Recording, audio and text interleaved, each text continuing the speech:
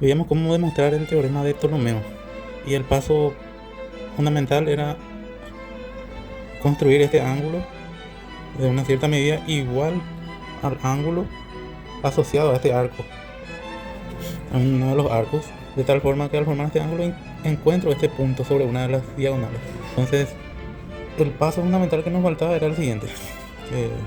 Supongo que los que intentaban construir el triángulo habrán encontrado con este problema de, de encontrar esta relación, de que lo verdaderamente importante era formar triángulos con estos dos segmentos que se forman al encontrar el punto P. Este segmento, por ejemplo, AP y PD, que vemos acá, que es, nosotros tenemos que formar triángulos con esto y con este segmento, con el segmento PD y con el segmento AP. De tal forma, al sumar estos dos y encontrar la relación, igualarlo a E.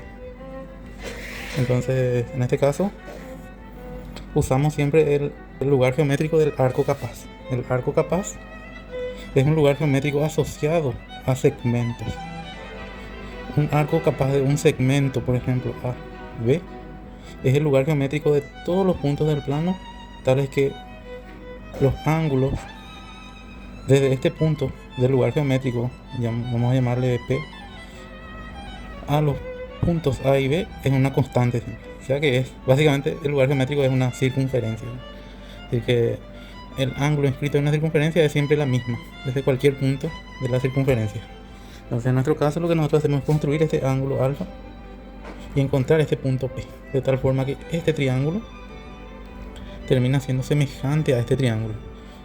Tenemos por aquí, por ejemplo, BCD, por el criterio del ángulo que habíamos visto, que si dos ángulos de dos triángulos distintos son congruentes entre sí, dos ángulos distintos, entonces son semejantes estos triángulos.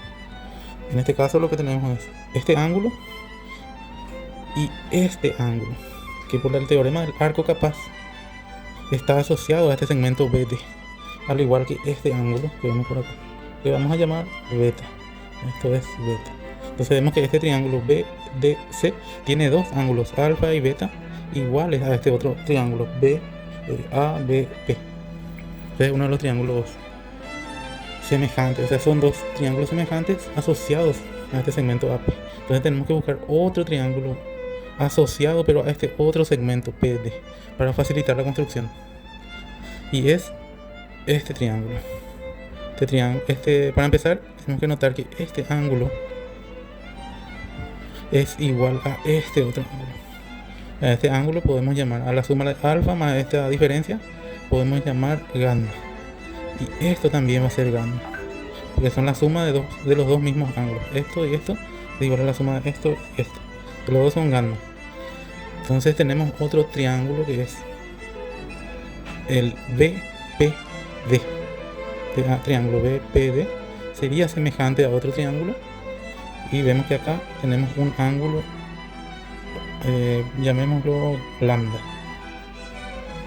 El otro triángulo asociado a este mismo segmento BAB es esto es también lambda.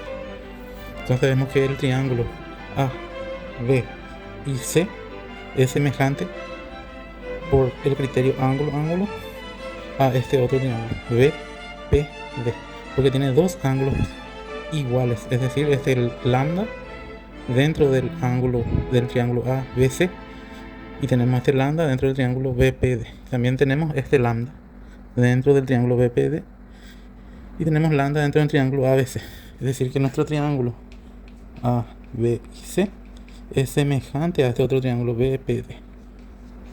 Y esto es clave para construir las semejanzas. Yo estoy tratando de construir triángulos semejantes con otros elementos, como por ejemplo este vértice, pero funcionan, pero son muy engorrosos algebraicamente. Esto es mucho más directo.